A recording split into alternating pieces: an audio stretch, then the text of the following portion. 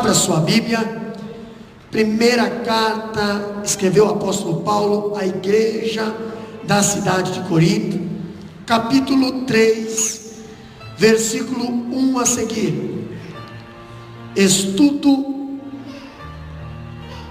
de 1 Coríntios, onde o tema hoje é igreja, família, campo e templo.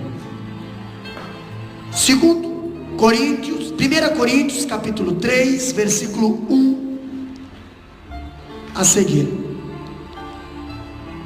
E eu, irmãos, não vos pude falar como a espirituais, mas como a carnais, como a meninos em Cristo. Com leite vos criei e não com manjar, porque ainda não podíeis, nem tampouco ainda agora podeis, porque ainda sois carnais. Pois, havendo entre vós inveja, contendas e dissensões, não sois porventura carnais e não andais segundo os homens? Porque dizendo um, eu sou de Paulo, e outro, eu de Apolo, porventura não sois carnais? Pois quem é Paulo? E quem é Apolo? Senão ministro pelos quais crentes, e conforme o que o Senhor deu a cada um. Eu plantei, Apolo regou, mas Deus deu o crescimento. Pelo que nem o que planta é alguma coisa, nem o que rega, mas Deus que dá o crescimento. Ora, o que planta e o que rega são, mas cada um receberá o seu galardão, segundo o seu trabalho, porque nós somos cooperadores de Deus. Vós sois lavoura de Deus e edifício de Deus. Podeis assentar, meus amados. Palavra de Deus. Paulo, nesse capítulo, nós vimos que Paulo, ele fala usando 3 metáforas. Metáforas é comparações, tá? E nós vimos que, falando as imagens da igreja, Paulo usa 3 diferentes metáforas. Uma é a família, outra é o campo e outra é o templo. E para Paulo, a igreja é uma família cujo alvo é a maturidade, um campo cujo alvo é a quantidade, e um templo cujo propósito é a qualidade. Para Paulo, a igreja é uma família cujo alvo é a maturidade. Você pode ver que as crianças nascem e vão crescendo e vão amadurecendo até se tornar adulto. Para Paulo também, a igreja é um campo cujo alvo é a quantidade. Ninguém planta num campo e colhe pouco. Todo mundo planta num campo e colhe bastante, né? E para Paulo também a igreja, ele está dando uma metáfora que a igreja é um templo cujo alvo é a qualidade.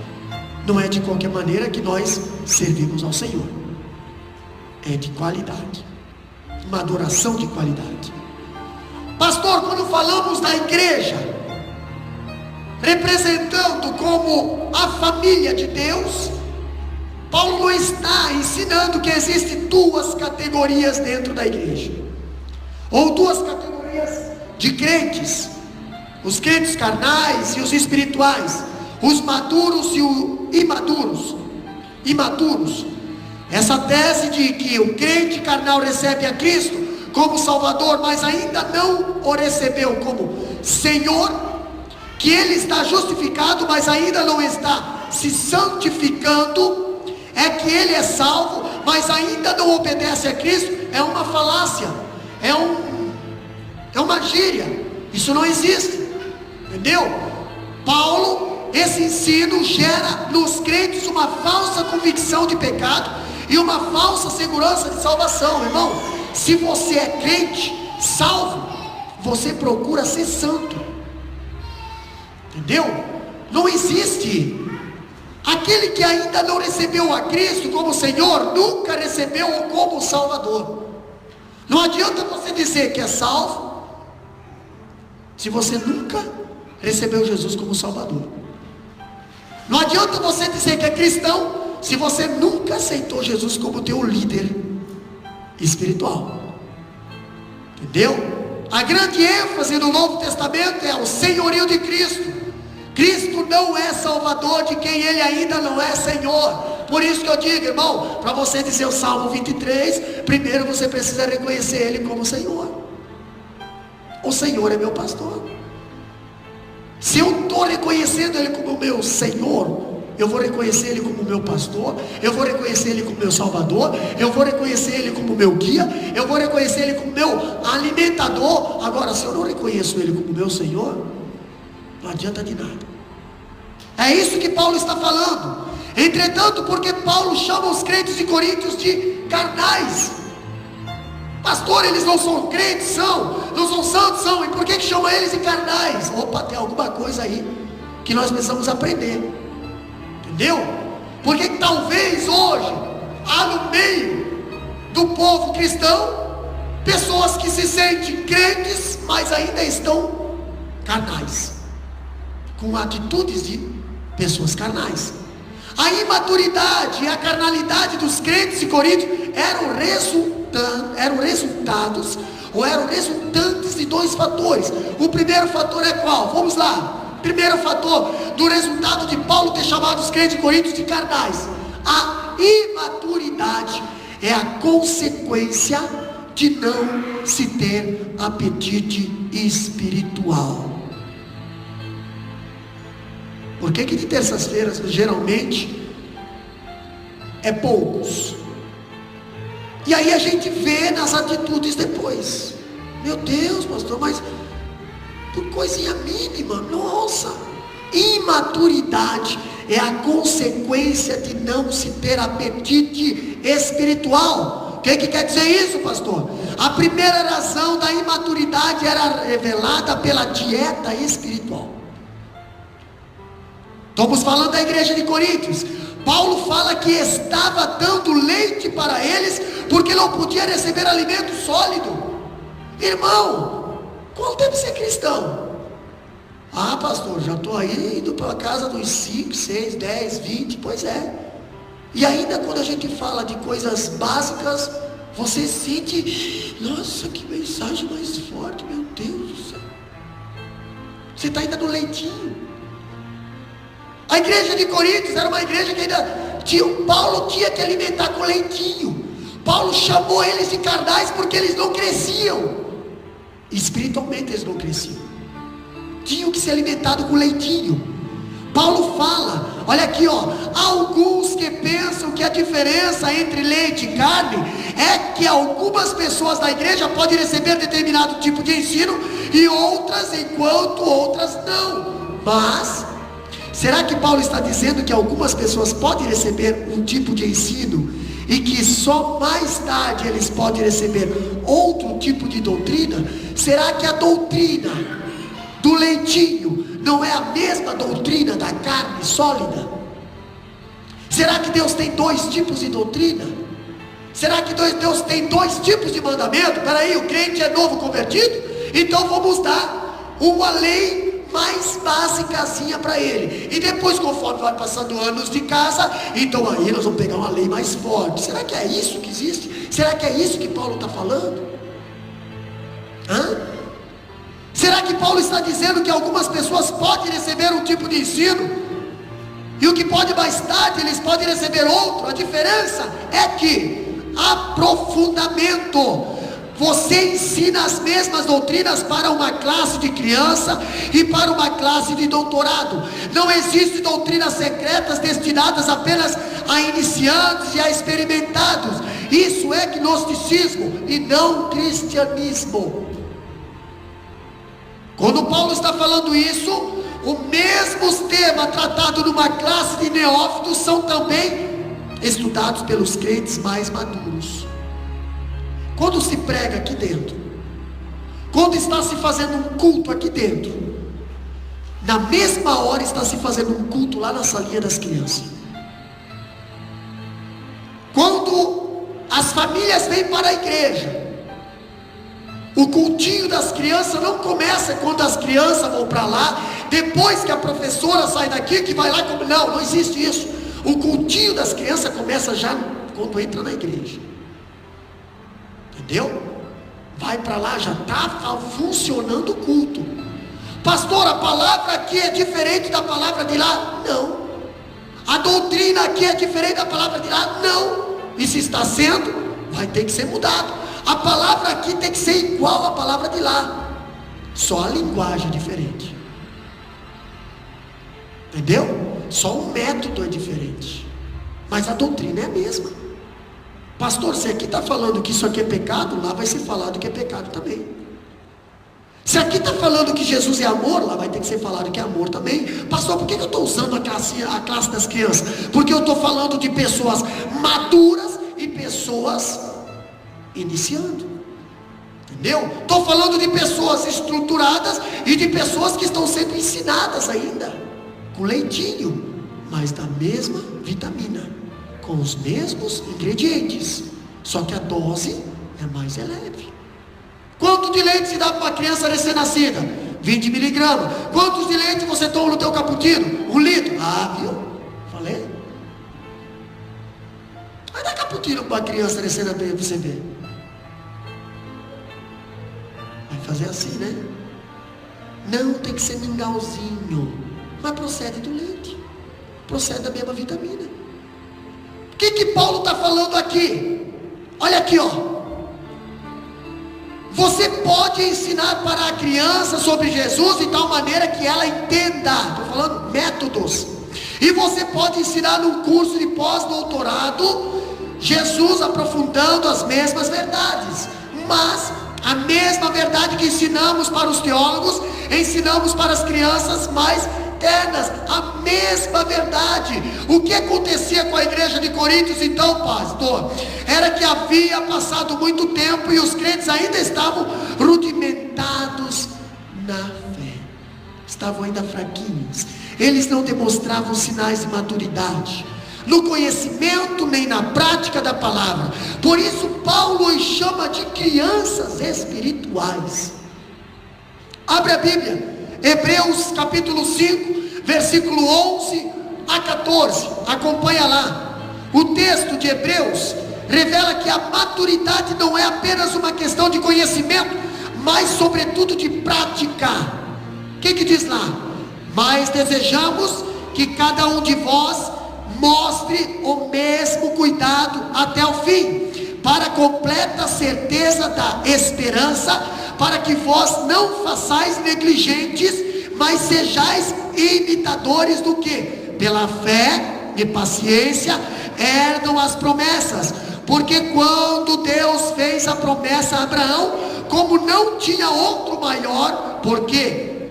Por quem jurasse, jurou por si mesmo, dizendo: certamente abençoando te abençoarei, e multiplicando te multiplicarei. O que Paulo está querendo dizer?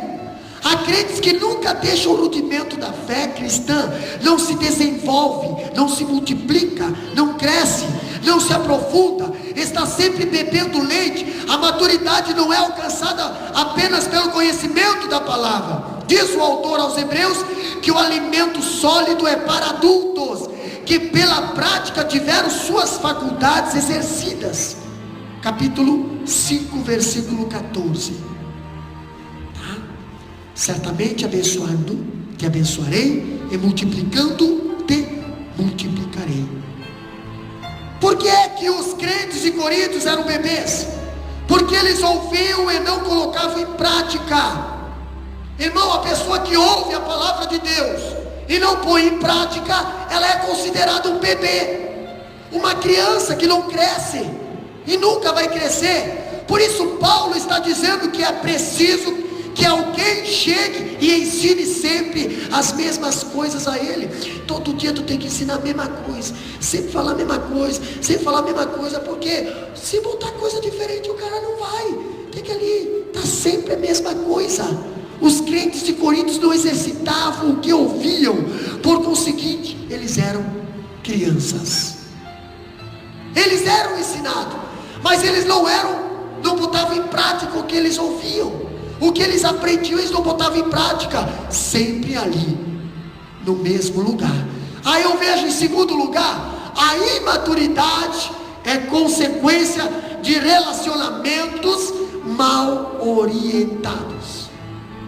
Quando você é maduro, você discerne as coisas, você capta as coisas, você vigia. Quando você é imaturo, você acaba aprendendo com os erros. Espera aí, pastor, mas o camarada que errou, aprendeu com o erro, vai praticar, vai errar de novo no mesmo erro, é imaturidade. Tem um ditado que diz: aprenda com os erros dos outros e aprenda com os teus erros também. Você sabe que não vai dar certo, não persiste, não faz de novo. Não, pastor, tem que ser para a mesma coisa, sempre a mesma coisa. O que Paulo está querendo dizer? Que a imaturidade é a consequência de relacionamentos mal orientados. Olha aqui, a imaturidade é conhecida quando os crentes deixam de viver em união para formarem partidos dentro da igreja. Capítulo 3 de 1 Coríntios, versículo 3 e 4. O que diz lá? Lê lá para nós, bem alto.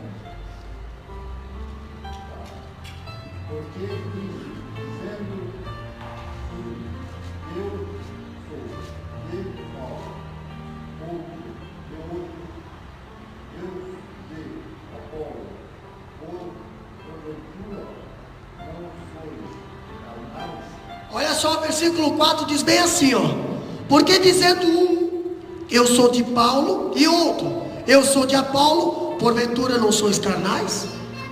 Não é partido, não é preferência. Paulo está chamando a atenção para a igreja de Corinto, ao culto à personalidade. Pastor, um crente imaturo, em vez de construir ponte de comunhão, ele cava o quê? Ele cava abismos nos relacionamentos. A pessoa madura, ele cria pontes. Pastor, eu tenho dificuldade de chegar ao irmão daí, eu vou fazer de tudo para criar uma ponte aqui para chegar no irmão daí. Agora, uma pessoa imatura, ele não cria ponte, ele cava abismo, ele faz de tudo para não ter acesso ao irmão daí. Uma pessoa imatura, ele cava abismos para não chegar. Quando Paulo está falando isso, em vez de ser um ministro da reconciliação, está sempre se envolvendo em intrigas e contendas, formando partidos e grupos dentro da igreja. Ele cria ou segue facções dentro da igreja, em vez de elaborar pela paz. Paulo usa a palavra néfios, criança, para designar os crentes de Coríntios.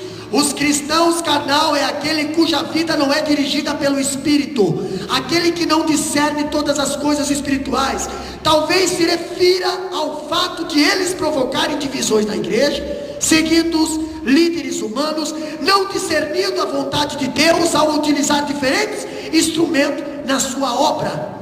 A palavra usada por Paulo para carnais no versículo 1 é sarkinoi, feito de carne, mas a palavra usada no versículo 3 é sarkikoi, que quer dizer dominado pela carne. É uma grande diferença. Por causa de uma letra, o significado lá no original muda. A palavra, olha aqui, a palavra do versículo 1 quando está se referindo a carnais, significa sarkinoi, que quer dizer o quê? Feito de carne. Mas no versículo 3, quando se refere à palavra carnais, essa palavra no original quer dizer sarkikoi, que quer dizer dominado pela carne. É uma grande diferença, feito de carne e dominado pela carne. Quando Paulo, o escritor, diz que o sufixo ismo significa feito de, então em 2 Coríntios 3:3, tábuas feitas de pedra, litinos, que quer dizer, são contrastadas com as feitas de carne, tá? Lá embaixo diz bem assim, ó, Paulo chama os crentes de Coríntios de carnais. O que ele quer dizer ali? Ele está dizendo, crentes dominados pela carne, não crentes feitos de carne. Uma grande diferença, tá? Estavam criando partidos dentro da igreja, seguindo a filosofia do mundo em vez de seguir a orientação da palavra. Eles importaram esse tipo de pensamento mundano para dentro da igreja, lembrando que eles estavam morando na cidade de Corinto, uma cidade cheia de filósofos, e eles estavam trazendo isso para dentro da igreja. Eles importavam, eles diziam, eu sou de Paulo, outro, eu de Apolo, outro, eu de Cefas, e outro, eu de Cristo. Então lhes diz, vocês são carnais. Paulo está dizendo, vocês são carnais. Na medida em que vocês fazem grupos dentro da igreja, vocês se tornam carnais, são dominados pela carne. Entendeu? Porque dentro da igreja, dentro da casa do Senhor, não existe partido. Não existe partido disso, partido daquilo, partido de Apolo, partido de Paulo, partido de Cristo, partido de judeu, partido de grego. Não existe. O escritor, interpretando essa realidade na igreja de Corinto, diz que naquela igreja havia pouco amor e muita cooperatividade. Pouco amor e muito cooperatividade. Se lembra que a igreja de Coríntios, ela foi chamada a atenção porque era uma igreja completa, mas faltava amor. Tu tens tudo, porém lhe falta o amor. Os partidos dentro da igreja são sinal de imaturidade e de carnalidade. Hoje há muitos cismas e rachas dentro das igrejas porque os crentes são imaturos. Se fossem amadurecidos, não teria essas picuinhas, mas precisam amadurecer. Hoje há muitos pastores atualmente se tornam caudilhos das igrejas porque são carnais e andam seguindo homens e não seguindo o Espírito de Deus. Há obreiros, impostores que se arrogam com donos da igreja e tratam a noiva de Cristo como sua propriedade peculiar, sua propriedade pessoal. E o que acontece com esse tipo de igreja? Essa atitude é uma blasfêmia e usurpação. Paulo está condenando, e nós precisamos estar muito atentos a isso. O alvo de Deus para a igreja é maturidade. Por isso que Deus fala que nós somos uma família e precisamos crescer na graça e no conhecimento, e maturidade também. Mateus 16:18, o que diz lá? Pois também eu te digo que tu és Pedro, e sobre esta pedra edificarei a minha igreja, e as portas do inferno não prevalecerão contra ela. Imagina se Jesus tivesse edificado a igreja em cima de carne, em cima de homem, em cima de Pedro. Como é que não estaria hoje a igreja? Será que teria sobrevivido ao crucifixo, à crucificação? Se logo na primeira prova que chegou para Pedro, Pedro já tirou a espada, já cortou a orelha de um, já machucou um, já foi lá. Logo na segunda prova, Pedro já negou Jesus, e na terceira prova, Pedro não saiu de casa. Imagina se a igreja tivesse sido firmada em cima da carne. Não, Jesus falou sobre esta pedra. Ele estava se referindo a ele, a grande rocha, tá? Somente ele é digno de receber a honra e a glória. Somente Jesus. Não pode haver partido, não pode glorificar homem, não pode exaltar a homem nenhum. Somente ele é digno de toda honra e toda glória. E aí os discípulos, olha só que interessante, Paulo, ele representa a igreja ainda como uma lavoura de Deus. O que Paulo está querendo falar ali no capítulo 3, versículos 5 a 9 de 1 Coríntios, quando Paulo está falando de lavoura? A igreja é um campo, e o seu alvo é a quantidade, entendeu? Seu alvo é quantidade, pastor. Paulo mostra agora que a igreja é um campo onde Deus semeia. Como é que se chama a palavra semente? Qual que é a semente que nós temos que semear? Palavra. Entendeu? Mostra agora que a igreja é um campo em que Deus semeia. Cristo comparou o coração humano a um terreno onde somente a palavra de Deus é semeada. E nós vimos lá em Mateus 13:10, que diz bem assim, e assentaram-se ele e os discípulos, disseram-lhe: por que lhe falas por parábolas? Jesus sempre falava para os discípulos por parábola.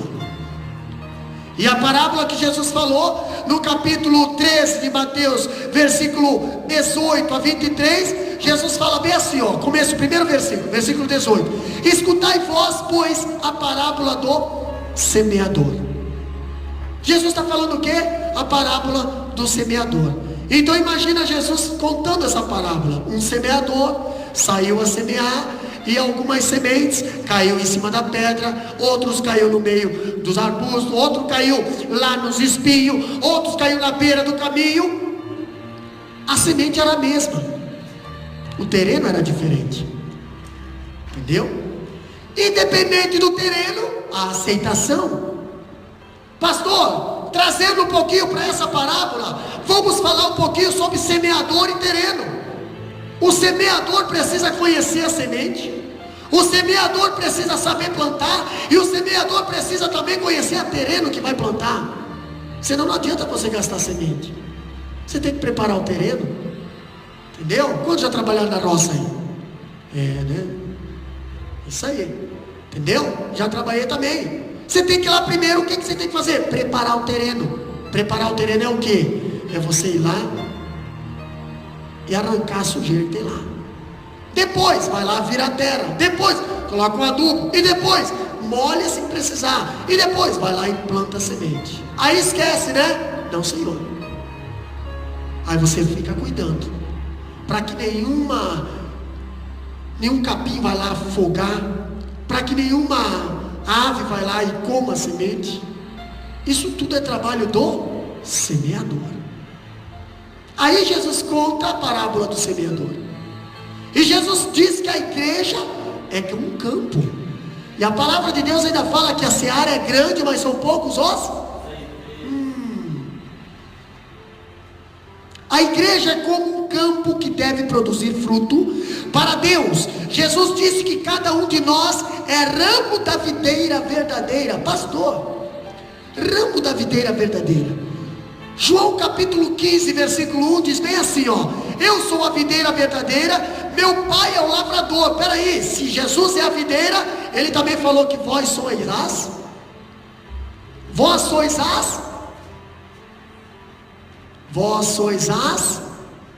varas. Agora deixa eu fazer uma pergunta para vocês: o fruto dá onde? Dá no tronco ou dá na vara? Onde é que dá o fruto, irmã Zélia? Dá na vara. Por isso que Jesus falou: toda vara que em mim não está ligada não dá fruto. Sabe por que Jesus está falando isso, Diácono Modael? Porque tem galho cortado, arrancado, mas ele fica verde por uns 2 dias ainda. Enganam, nossa, só está verdinho ainda. Não está não, está morto. É só aparência. Fruto não vai dar. Para dar fruto tem que estar no tronco. Tem muita gente. Por que Jesus foi lá e amaldiçoou a figueira? Porque só tinha folha. Tem muito cristão hoje que é crente folha, só vive de aparência. Mas Jesus vem procurar fruto, não tem fruto. O cristão, as pessoas lá de fora procuram fruto e não tem fruto. Meu Deus, mas você não é crente? Sou crente, mas não tenho fruto. Por que eu não tenho fruto? alguma coisa está errada, diácono Gelson. Porque se eu estou ligado na videira, eu dou fruto. Se eu não estou ligado, eu não dou fruto. Por que Paulo está chamando a atenção para a igreja de Corinto? A igreja de Corinto era uma igreja que ela aparecia uma igreja, mas na realidade era imatura, não estava talvez ligada na videira, não dava fruto. Meu Deus, não desenvolve, não dá fruto, não dá fruto, não dá fruto. Olha só, o propósito do ramo é produzir fruto. Se ele não produz fruto, é cortado e lançado fora. Sabe por quê? Porque a Bíblia diz que Jesus falou, lá em João capítulo 15, versículo 1, eu sou a videira verdadeira, e o meu pai é o lavrador. Então eu sou a árvore e o pai é o lavrador. Ele vai vir olhar aí, ó, se tem galho, se tem vara que não está produzindo fruto, está incomodando. Ele vai cortar e vai jogar no fogo. E vocês entendem que tipo de fogo é esse? Vai servir de lenha. Eu não quero servir de lenha, eu quero dar fruto. Eu quero estar ligado na videira, senão eu vou servir de lenha, vou ser queimado. Aí você entende lá escatologicamente aonde vai ser colocado as varas que não deram fruto. Entendeu? Pastor, falando ainda o mistério de cultivar o solo, semear a semente, regar, plantar, fazer a colheita dos frutos. Nós somos como os obreiros que trabalham nesse campo, e esse campo é a própria igreja. A igreja é reconhecida como um campo. Paulo fala isso. Na igreja há diversidades e ministérios. Há aqueles que preparam o terreno, os que regam, os que foi semeado, aqueles que colhem o fruto na hora da colheita.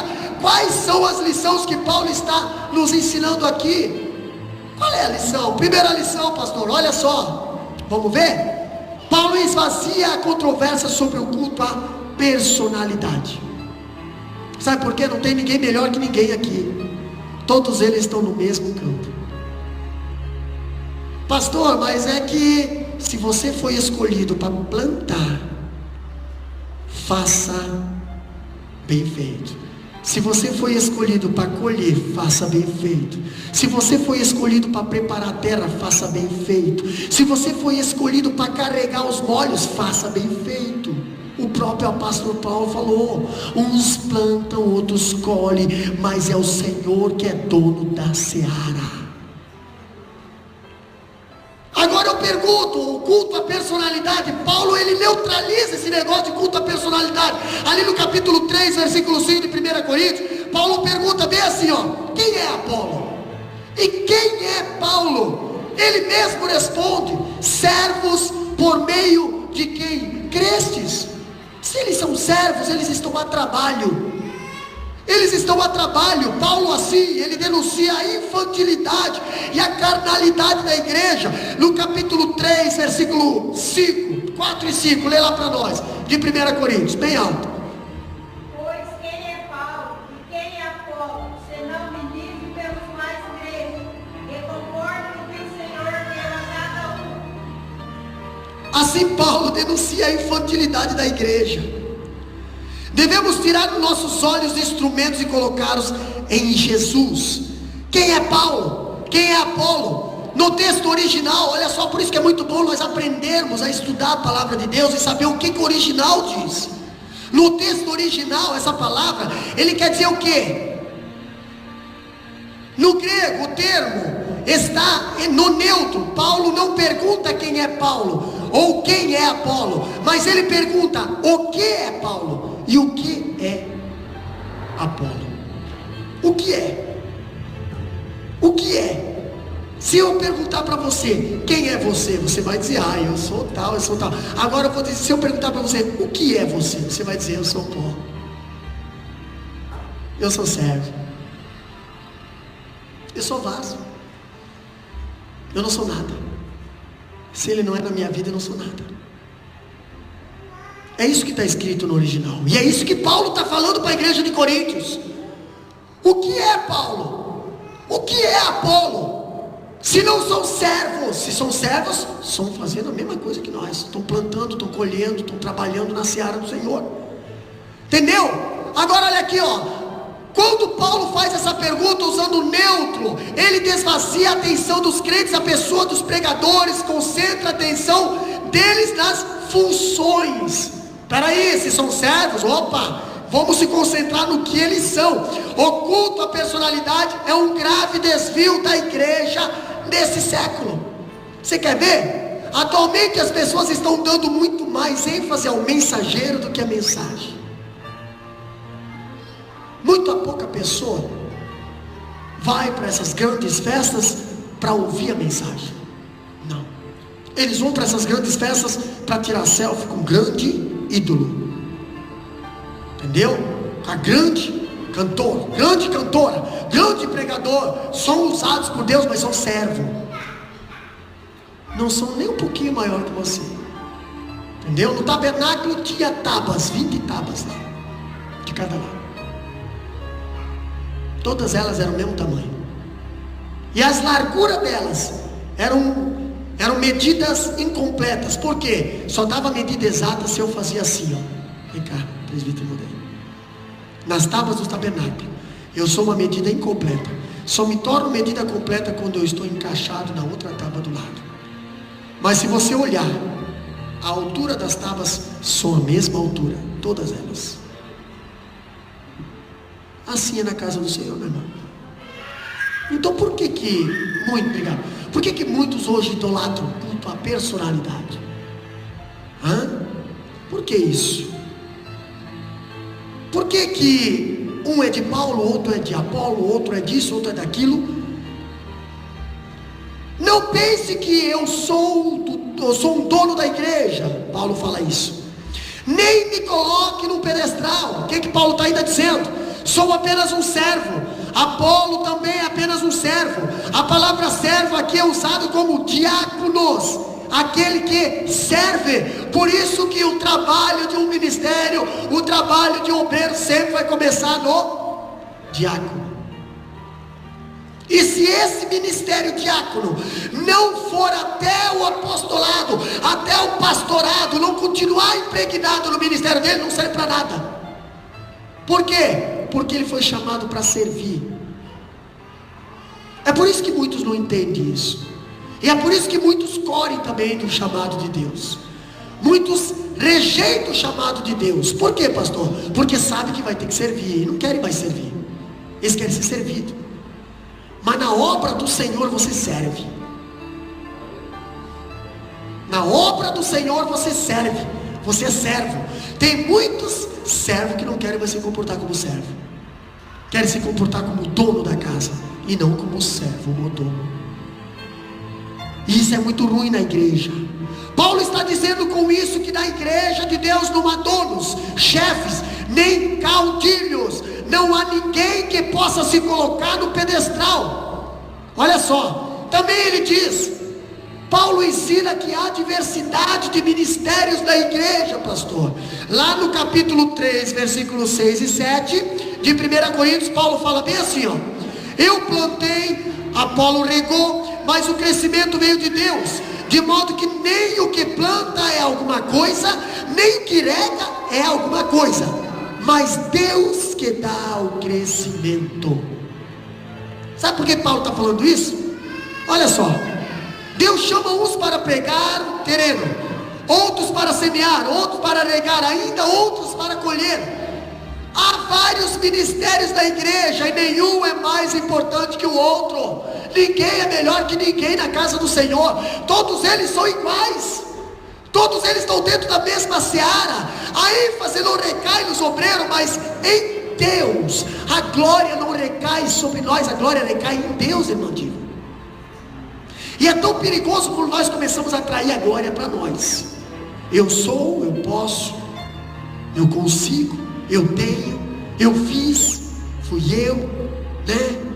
Menciona meu nome ali, menciona meu nome lá. Meu Deus, não mencionou aqui, não mencionou lá. Ainda bem que não mencionaram. Você fica livre de um pecado. Qual, pastor? De atrair a glória que não é sua. Entendeu? Paulo está falando o quê? A igreja é como um corpo que tem diversos membros. com diversos ministérios e diversos dons. Está aqui, mais ou menos eu quis fazer alguma coisa aqui, mas não sei se vocês entenderam. Pastor, mas lá em cima aqui, eu queria ser isso aqui. Teve um que quis ser e acabou caindo. Se você procurar em Isaías, se você procurar em Ezequiel, ele também quis ser. Exaltarei o meu trono acima das estrelas. Quando fala em estrela ali, está falando de principados, estrelas grandes, líderes lá do céu. Serei que nem ele, ou maior que ele, sei lá. Na mesma hora ele pá, né? Paulo, a vida e o crescimento da igreja são um milagre de Deus, e só Deus pode realizar. O crescimento numérico pode até ser fabricado, mas o crescimento espiritual é só Deus que faz, irmã Clédes. Você pode entupir a igreja aqui, mas não de convertidos, de convencidos. O crescimento espiritual é só Deus que faz. Pastor, e lá no estudo, lá em Beluíla, sobre Coríntios, sobre Atos dos Apóstolos, aonde diz lá que a cada dia Deus acrescentava almas dentro da casa do Senhor. É desse tipo de pessoa, pessoas espirituais, não pessoas carnais, eram pessoas espirituais, eram pessoas que viam e permaneciam. Entendeu? Quando Deus, Ele salva, justifica, a pessoa permanece. Se não foi Deus, a pessoa não volta mais. Quando Paulo fala, ainda eu vejo outra coisa. Paulo ensina o que, pastor, ainda para a igreja de Coríntios? Ele ensina que a interdependência do ministério na igreja. Paulo, Apolo e Pedro não estavam competindo na igreja entre si. Ao contrário, cada um estava fazendo o seu trabalho sob o senhorio de Cristo. Não havia competição entre eles. Mas o povo havia divisão. O povo havia reconhecimentos separados. Espera aí, eu só vou reconhecer o fulano aqui, o fulano aqui eu não vou reconhecer. Espera aí, eu só vou obedecer esse aqui, quando é o outro eu não obedeço. Espera aí, irmão. Estava acontecendo isso na igreja de Coríntios. Paulo estava falando que há diversidades de ministérios, mas a unidade de propósitos. O plantar, o regar são tarefas vitais de cada uma, depende da outra. Não estamos competindo na obra, estamos trabalhando todos para o Senhor da obra. Ainda falando, não somos rivais, somos parceiros cooperadores de Deus. Ainda dizendo, não, nós não estamos brigando para ter um espaço no sol, na igreja. Nós somos um. Nós estamos no mesmo barco, no mesmo time, na mesma obra e com o mesmo objetivo. Se nós pensar assim, você está com a tua mente amadurecida na casa do Senhor. Agora, se você pensa diferente, talvez você está num barco paralelo e não é o barco que Jesus está. Entendeu? Falando ainda, Paulo ensina que há espaço para vaidade. Paulo ensina que não há espaço para vaidade pessoais no ministério da igreja. Ô pastor, o que é isso? Vaidades pessoais. A grande ênfase de Paulo é sobre Deus e não sobre o homem. Quando a igreja começa a colocar o seu foco e holofotes no homem, demonstra imaturidade espiritual. Paulo diz, capítulo 3 de 1 Coríntios, versículo 8: ora, o que planta é o que rega, são um, e cada um receberá o seu galardão segundo o seu próprio trabalho. Ainda ele diz, quando a igreja coloca os holofotes sobre o obreiro, ele subtrai a glória que é de Deus. Aqueles que promovem o culto à personalidade, ou buscam glórias para si mesmo e se colocam no pedestal, estão usurpando a glória de Deus, que só pertence a Ele. Ainda ele diz, lá no capítulo 3, versículo 6 a 7 de 1 Coríntios: eu plantei, Apolo regou, mas o crescimento veio de Deus, de modo que nem o que planta é alguma coisa, nem o que rega é alguma coisa, mas é Deus que dá o crescimento. Então, resumindo, Eu sem Deus não consigo fazer nada, né? Se todo mundo entendesse a palavra dessa maneira, a igreja ia crescer maturidade. Mas não. O trabalho humano sem a ação de Deus não produz resultados, meus amados. Ninguém fabrica conversão. Conversão não é um efeito psicológico de massa. Não é produto de algum impacto teatral em que você cria um efeito psicológico sobre o auditório. Conversão é uma obra soberana e milagrosa do Espírito Santo. A Bíblia diz que é Ele que convence o homem do pecado. A verdadeira conversão é o Espírito Santo que faz. Entendeu? E quem coloca as almas dentro da casa do Senhor também é o Espírito Santo, também é Deus.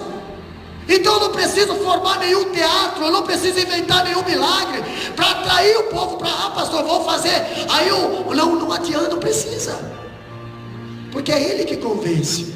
O que precisa então? Só da palavra. Precisa ter palavra, precisa ter semente. E essa semente não pode ser enxertada, não pode ser manipulada, tem que ser a verdadeira semente.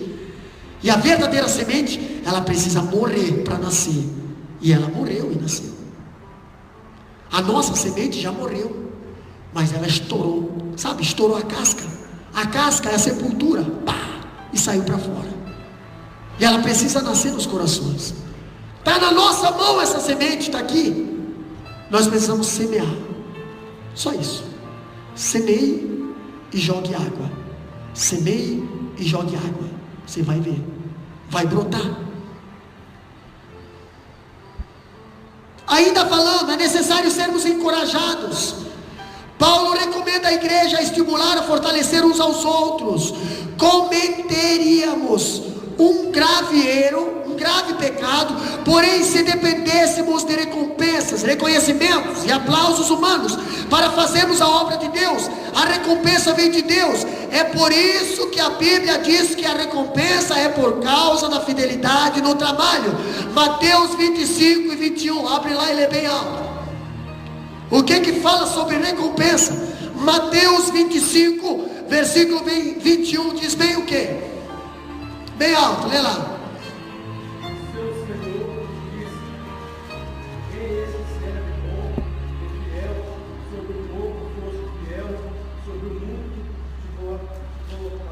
Olha só, ele falou bem assim, ó.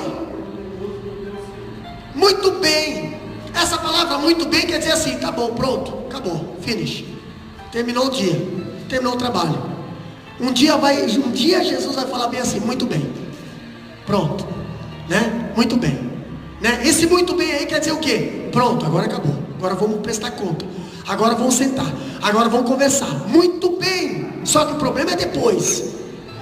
Olha só o que diz assim, ó. Muito bem, servo bom e fiel. Oh, já aliviou.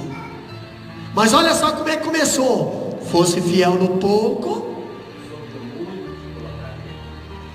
O servo bom e fiel, ele se contenta com o pouco. Ele agradece a Deus pelo pouco. Ele valoriza o pouco.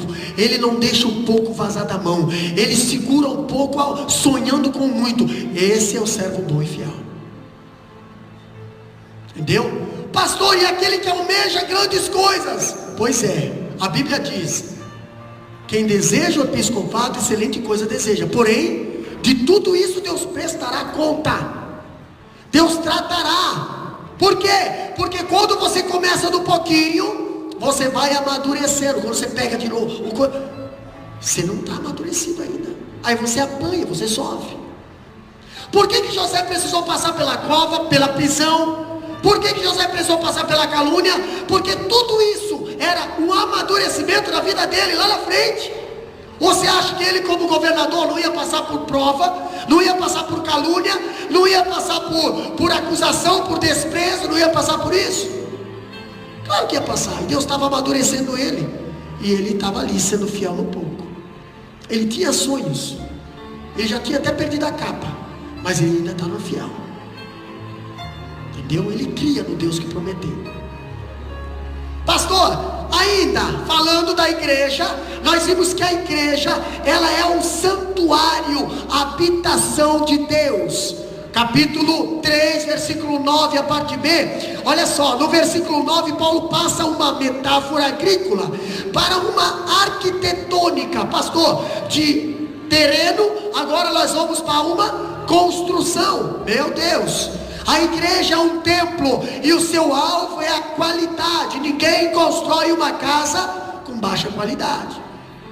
Tem muita gente que tenta economizar o máximo para construir uma casa. Usa tudo coisinhas de promoção, coisinhas que já passou. Depois você vai morar dentro, aí você vai olhar, nossa, as paredes estão rachando. Meu Deus, mas está trincando aqui. Você usou material de baixa qualidade, né? Pastor, Paulo usa a metáfora do edifício para descrever a igreja. A igreja é o templo de Deus, porque é a sociedade na qual o Espírito Santo habita. Ainda falando, cada pessoa salva é um templo de habitação de Deus. Capítulo 6, versículo 19 a 20 diz bem assim, de 1 Coríntios: ou não sabeis que o nosso templo, que o nosso corpo é o templo do Espírito Santo, que habita em vós, proveniente de Deus, e que não sois de vós mesmo? Para aí, pastor, não entendi isso aí, irmã Diva. Nós não somos de nós, não. Na medida que você aceita Jesus, é Deus que domina a tua vida, é Ele que manda. Ah, pastor, então eu vou fazer o que eu quiser com o meu templo. Estou falando do templo agora. Fazer o que eu quiser, vou andar de qualquer jeito, posso pintar e bordar porque eu tenho Jesus no meu coração. Tem nada. Jesus só está no teu coração se Ele é dono da casa. Se Ele não manda na casa, Ele não está aí. Entendeu? Não sois de vós mesmo, porque fostes comprado por um bom preço. Glorificai, pois, a Deus no vosso corpo, no vosso espírito, os quais pertencem a Deus. Está ali, 1 Coríntios capítulo 6, versículo 19 a 20. A igreja local, aqui agora, congregação, de igual forma também é um templo de Deus. Quer ver? Está lá no capítulo 3, versículo 16 a 17, que diz bem assim, ó: não sabeis vós que sois o templo de Deus, e que o Espírito de Deus habita em vós?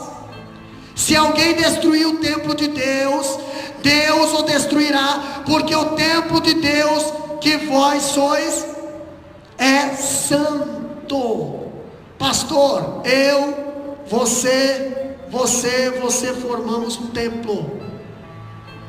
Se alguém destruir o templo, o que quer dizer destruir o templo? Se alguém destruir o templo, se eu machucar, fazer alguma coisa com o templo, alterar, eu estou prejudicando o templo. Se eu errar, se eu vacilar, se eu escandalizar, eu estou prejudicando o templo, porque eu também faço parte do templo. E Deus chama atenção. Deus fala no capítulo 3, 16 a 17. Deus fala: se alguém destruir o templo de Deus, Deus o destruirá. Por quê? Porque o templo de Deus é santo. Ninguém destrói o templo de Deus. Nós vamos falar um pouquinho sobre tabernáculo lá em Macai, sábado de manhã. Nós vamos saber o quanto que era a santidade daquele lugar. Se você chegasse perto, tocasse, era fulminado. Pastor, e agora? Agora a gente faz de qualquer jeito, né? Na congregação, qualquer jeito. É templo de Deus, Deus vai destruir. Está na Bíblia. Não é eu que estou falando, é Deus que está falando, está aqui. Aquele que destruiu o templo de Deus vai ser destruído. Por quê, pastor? Porque é santo. Então não toca, não prejudica. Entendeu? Ainda falando, a igreja universal também é comparada ao templo de Deus. A igreja agora universal, todos os cristãos da face da terra. Pastor, quem é essa igreja universal? Os santos. Esses fazem parte da igreja. Nós vimos no primeiro versículo de 1 Coríntios, lá Paulo falando dos santos da igreja. Eu estava mencionando os que estavam dando trabalho, eram os santos. Tinha santo naquela igreja. Tinha pessoas que ainda levaram a sério as coisas de Deus. A igreja universal, segundo Efésios capítulo 2, versículo 19 a 22, diz bem assim, ó: assim que já não sois vós estrangeiros, nem forasteiros, mas concidadãos dos santos e da família de Deus. Esses fazem parte da igreja, esses fazem parte da noiva, esses vão fazer parte das bodas do Cordeiro. Esses Jesus vai vir e vai buscar a noiva de Cristo. Esses fazem parte da noiva de Cristo. Pastor, falando ainda na edificação dessa igreja, olha só, como edifício de Deus, é preciso estar apercebido da importância da qualidade. Nós que estamos edificados em casa da morada de Deus, seremos julgados em nosso trabalho. Um dia Deus julgará o nosso trabalho. Capítulo 3, versículo 13 de 1 Coríntios diz bem assim, ó. Acompanha lá. Essa eu quero que vocês acompanhem. Capítulo 3, versículo 13 de 1 Coríntios diz bem assim, ó: a obra de cada um se manifestará na verdade, o dia a declarará, porque pelo fogo será descoberto, e o fogo provará qual seja a obra de cada um. Dá uma olhada nessa palavra dia aí. Tem alguma diferença nela? Qual é a diferença, irmão Zé? Letra maiúscula. Então esse dia não é um dia normal. Tudo que é letra maiúscula na Bíblia, que está se referindo a alguma coisa, pertence a Deus. O dia, esse dia é o dia do Senhor, o dia do juízo.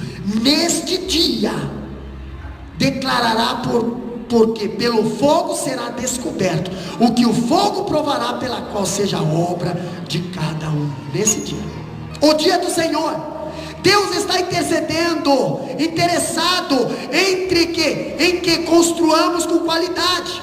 A igreja não é do pregador, nem da congregação, ela é a igreja de Deus, somos um edifício de Deus. Segundo capítulo 3, versículo 9, haverá julgamento para nós. A Bíblia diz: manifestar-se tornará a obra de cada um de um, pois o dia o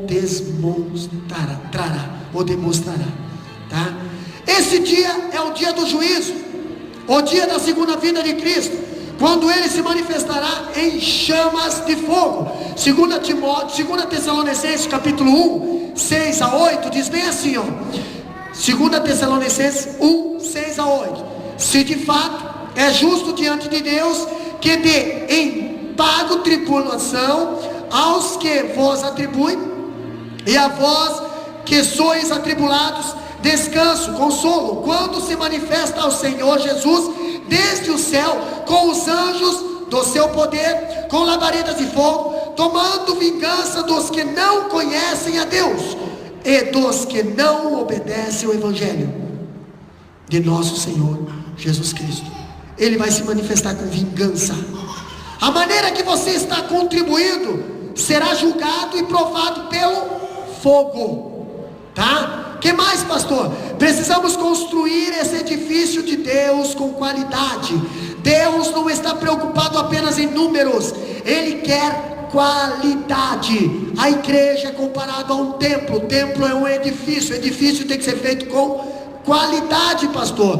Precisamos, portanto, evitar dois grandes extremos na construção desse edifício espiritual. Quais são os extremos? Primeiro extremo que precisamos evitar é a numerolatria. Numerolatria. Você quer fazer um mutirão aí? Vamos fazer um mutirão, vamos levantar tudo aqui. Tem que ser todo mundo. Pega umas 300 pessoas e faz tudo hoje. Será que vai sair bem feito? Não. Hoje nós estamos vendo igrejas bêbadas pelo sucesso. Bêbadas pelo sucesso. Elas estão embriagadas pelos resultados. Elas querem quantidade a qualquer custo. Entendeu? Simulam até facão no pescoço. Fazem até aleijado se levantar. Fazem até demônio ficar parado. Será? Conversa com capretas. Eles querem o que, pastor? Para encher os templos. Pregadores mudam até a mensagem. É sério isso? Antigamente se pregava contra o pecado, prostituição. hoje não se prega mais quase. Por quê? Porque isso não enche o tempo. São pessoas preocupadas com numerolatria. A riqueza do evangelho é sonegada e também substituída pelas novidades do mercado da fé. Pastor, as crianças gostam de espetáculo, correto? Pois é, por isso que Paulo chama os crentes em Coríntios de meninos da fé. Ainda falando, elas não têm discernimento para identificar os perigos e os riscos das heresias que entram disfarçadamente dentro da igreja. Entendeu? Uma criança, uma pessoa que é imatura, uma pessoa que não amadureceu, ela acha que tudo está glorificando a Deus, irmão. Tudo é para a honra e a glória do Senhor. Não, Senhor, nem tudo glorifica a Deus. Se nós formos olhar agora sábado de manhã no estudo, aonde há a construção do tabernáculo, Deus deu o material, Deus deu as medidas e Deus deu também a forma de como fazer. Entendeu? Deus escolheu as pessoas, mas Deus faz assim. Não faz da tua maneira, é da minha maneira que eu quero que faça. Uma pessoa imatura, ela não percebe isso, acha que tudo está glorificando a Deus. Não está glorificando a Deus não.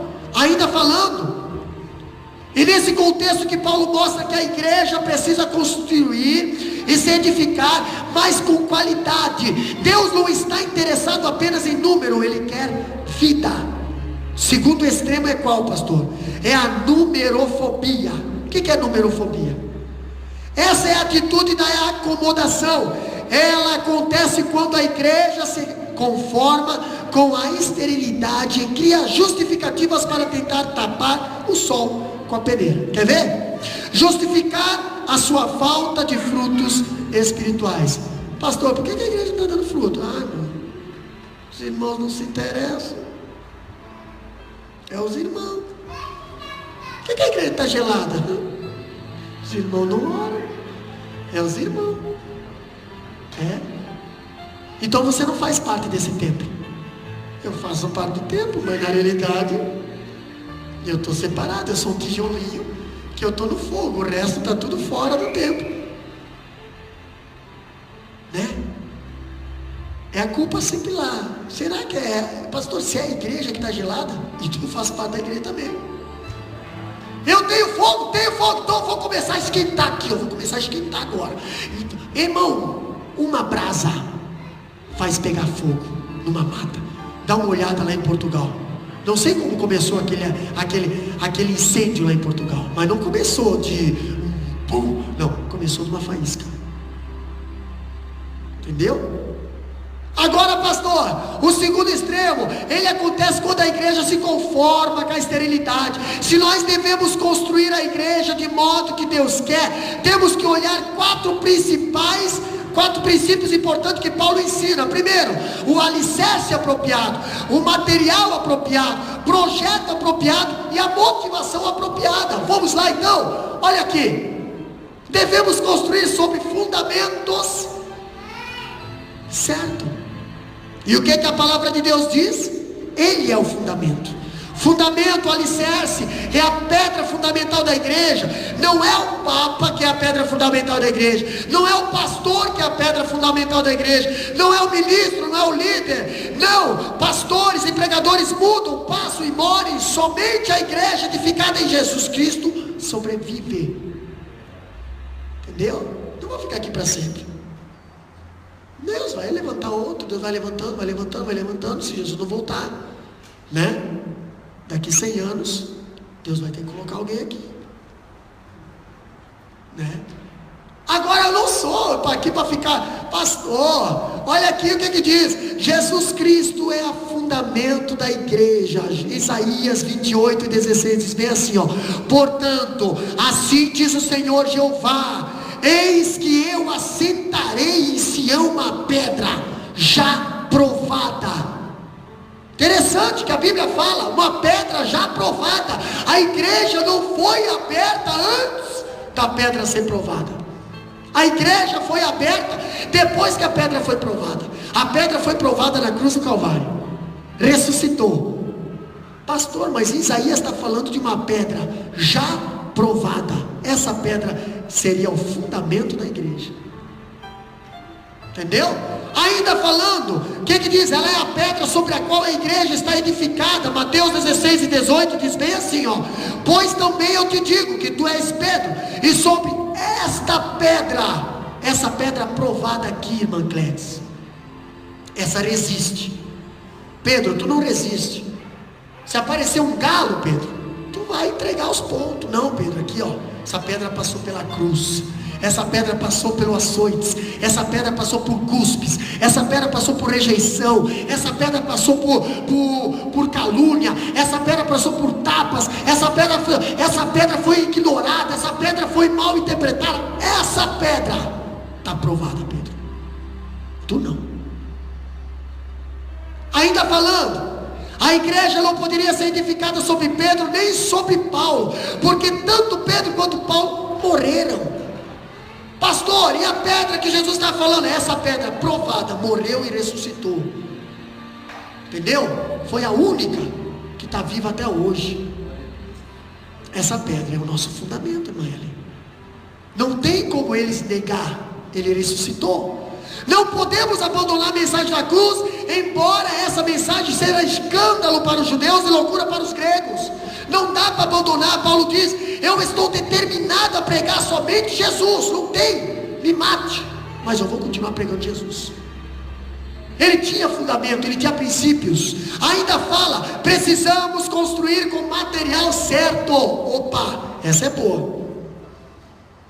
Entendeu? Estamos falando de edifício, estamos falando de templo, estamos falando de casa, morada de Deus. Como é que tu está construindo o teu templo, teu edifício? Como é que está a tua casa espiritual?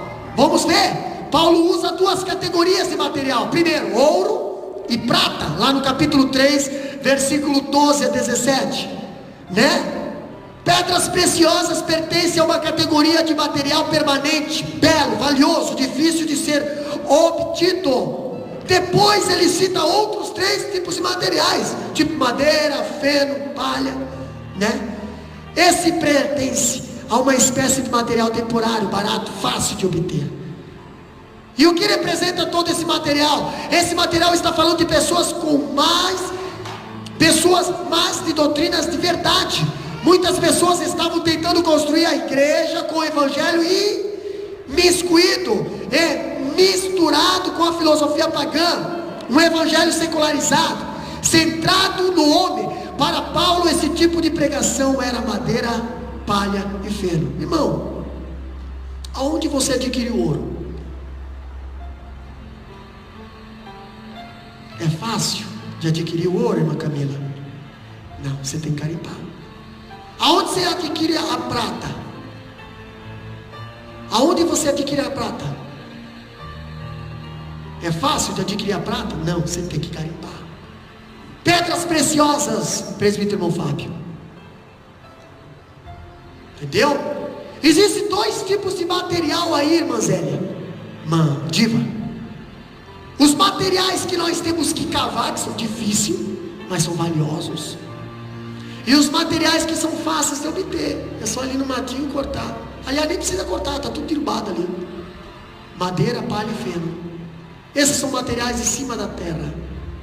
É muito fácil o diácono já servir ao Senhor com materiais aqui de cima da terra, com palha, feno e madeira. Só que uma coisa dessas aí, elas apodrecem com o tempo. Você construir o teu templo com coisas dessa terra, é que nem você dizer assim, ó, eu tenho algo passageiro. Agora você construir com material cavado, com material, pedras preciosas, com coisas duradouras, é você ter um templo com resistência e com valor. As coisas que são daqui de cima da terra, elas serão provadas no fogo e... Agora, as coisas que são metais preciosos passarão pela prova. Quando eu falo isso, algo me vem à mente aqui dizendo que devemos construir com material nobre, duradouro e permanente, um material que resiste ao fogo do julgamento.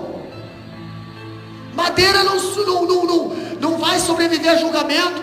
Pastor, mas o altar era construído de madeira, mas ele era revestido de ouro, metal, bronze, cobre.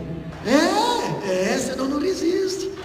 Pastor, nós somos o quê? Nós somos dessa terra, né, irmã Clédia? Somos dessa terra. Então talvez nós somos madeira. Mas a glória do Senhor te reveste. Nada consegue te destruir. Você está revestido. Somos revestidos. Agora, se nós não tiver a glória do Senhor na nossa vida, nós não vai passar. Ainda falando, é preciso cavar na palavra, mergulhar nas profundezas da riqueza de Cristo e se alimentar na superfície, sem mais se aprofundar, e acabará construindo com palha. Se você não mergulhar na palavra, não mergulhar cavando, não procurar pedras preciosas para construir o teu templo, tu vai acabar construindo com palha e madeira. O livro de Provérbios, capítulo 3, versículo 13 a 15, fala bem assim, ó: bem-aventurado o homem que acha sabedoria e o homem que adquire conhecimento. Olha só, porque melhor é a sua mercadoria do que a mercadoria da prata, e a sua renda do que o ouro mais fino. Mais precioso é do que os rubis, e tudo o que pode desejar não se pode comparar a ela. Você está vendo? O homem bem-aventurado que acha sabedoria. Está vendo o que é comparado? Mas melhor é a sua mercadoria do que o ouro. Ainda falando, para nós encerrar, devemos construir o nosso templo de acordo com o plano certo, pastor. Se quisermos construir do jeito de Deus, do jeito que Deus quer, devemos construir de acordo com o plano correto. Paulo diz o que aqui? Que há uma sabedoria do mundo que funciona no mundo, mas não na igreja. Entendeu? Ainda falando, a sabedoria do mundo não funciona para a igreja, porque a sabedoria de Deus é diferente da sabedoria do mundo, e aquilo que o mundo valoriza, Deus rejeita. Interessante que aquilo que Deus aprova, o mundo rejeita. Não dá certo. A própria Bíblia diz: andarão dois juntos se não estiver de acordo. Que comunhão tem a luz com as trevas? Que comunhão tem um templo e pagão com o templo de Deus? Que comunhão? Ainda falando, a igreja primitiva não tinha nenhum dos segredos de sucesso do mundo. Eles não tinham ricas propriedades, eles não tinham influência nos governos, eles não tinham tesouro. A maioria dos seus obreiros não eram compostos de grandes intelectuais. Olha só, a maioria dos membros não eram compostos de grandes celebridades.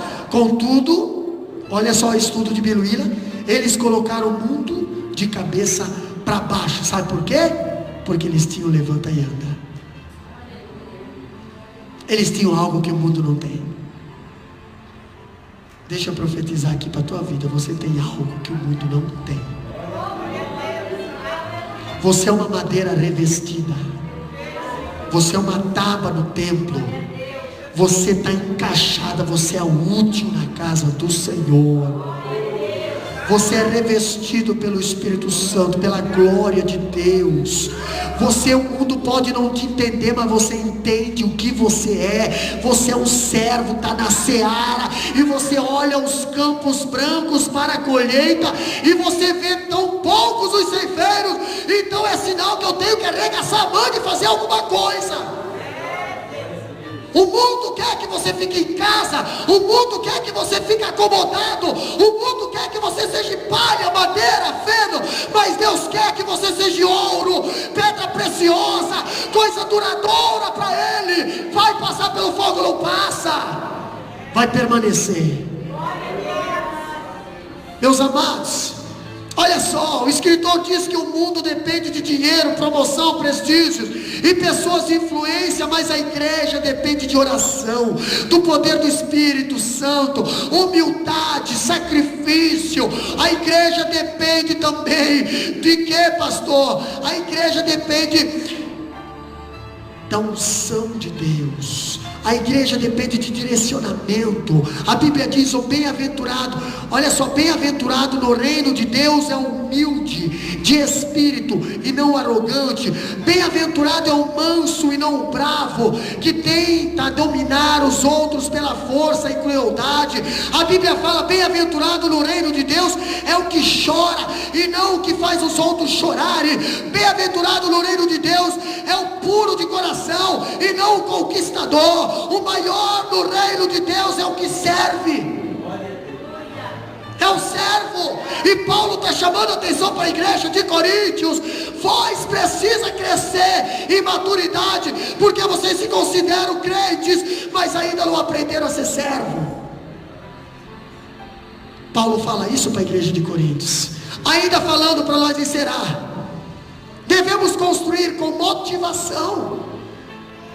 Não adianta nós servir a Deus sem motivação, pastor. Se quisermos construir do jeito que Deus quer, devemos construir com motivação certa. E qual é a motivação certa de trabalhar na igreja, identificar o santuário de Deus? Qual é a motivação? É a glória de Deus. Toda vez que eu estou buscando a glória de homens, ou querendo a glória de homens e colocando o homem no centro, eu estou tirando a glória que é de Deus. Qual é a motivação? Então a primeira motivação tem que ser a glória de Deus. E quando a glória de Deus é a nossa motivação, não vai existir partido, não vai existir disputas, nem querelas, não vai existir ninguém querendo ser mais importante que o outro dentro da igreja. Os crentes de Coríntios formavam partidos e comparavam homens. Está lá no capítulo 4, versículo 6. E assim dividiu a igreja. Mas se eles estivessem buscando unicamente a glória de Deus, lutaria por uma coisa só: adorar a Deus. Entendeu? Estamos lutando para uma coisa só. Estamos lutando para uma direção só. Estamos lutando para um objetivo só. É para a glória de Deus.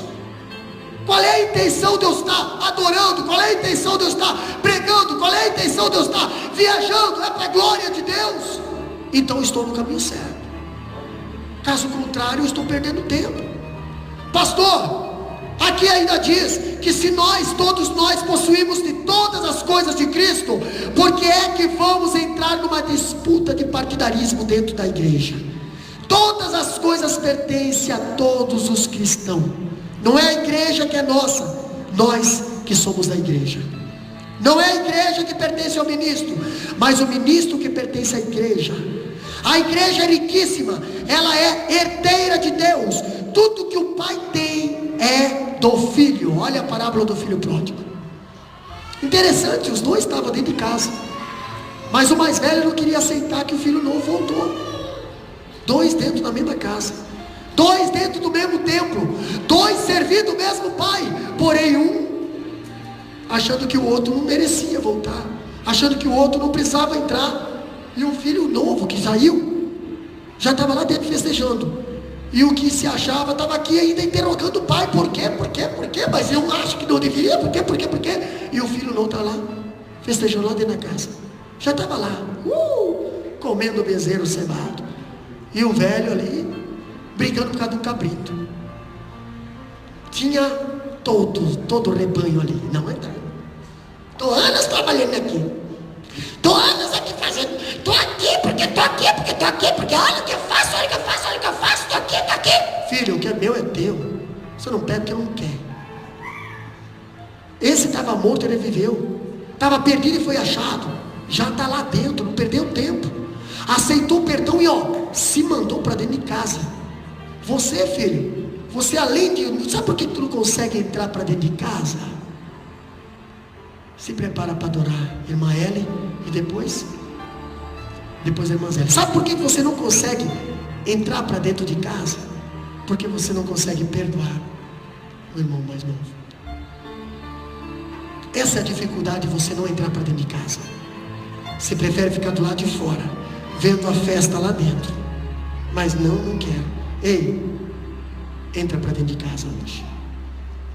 Entra para dentro de casa hoje. Você vai deixar o Pai alegre. Amém? Somos templos e temos fundamento que vale ouro, prata, e não passará no fogo, não vai ser queimado que nem a madeira, o feno e a palha.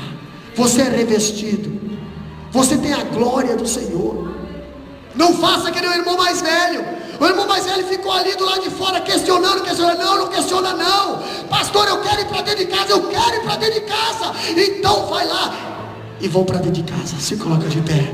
Irmã Elia, adorando o nome do Senhor nesse momento. E eu quero orar pela tua vida. Quem sabe você, como templo, não tem se preocupado com o teu fundamento. Quem sabe você, como campo, não tem se preocupado com a quantidade, nem com a semente. Quem sabe você, como igreja, não tem se preocupado em amadurecer espiritualmente. Acha que, eu sei, pastor, eu sei, você não sabe nada. Toda vez você está errando nos mesmos focos, você está pecando no mesmo problema, toda hora você está passando o mesmo problema. Está na hora de você começar a amadurecer, e a palavra te dá amadurecimento. A Bíblia fala em Provérbios 3, quem quer sabedoria? Deus tem sabedoria. Nesta noite Deus quer te dar sabedoria. Nessa noite Deus quer te fortalecer o fundamento. Nessa noite Deus quer te transformar de madeira torcida no deserto. Deus quer te transformar numa grande móvel da casa do Senhor, útil. Pastor, eu quero ser. Você vai ser servo que vai servir na casa dele.